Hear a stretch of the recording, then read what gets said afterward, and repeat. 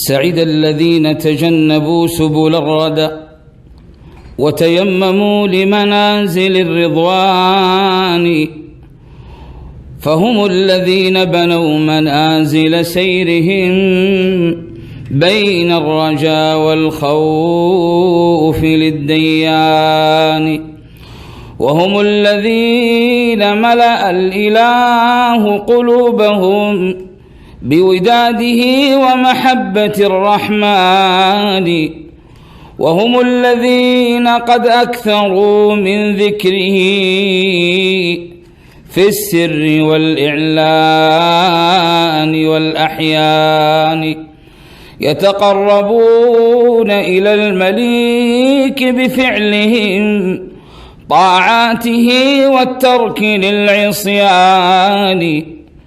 صبروا النفوس على المكاره كلها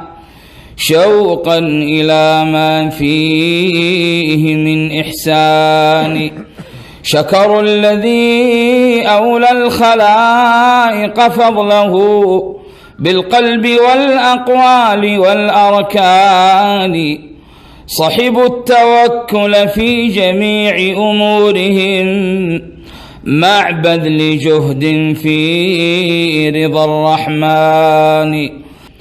صحبوا الخلائق بالجسوم وإنما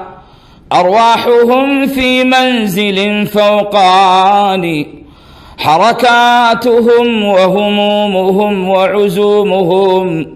لله لا للخلق والشيطان، نعم الرفيق لطالب السبل التي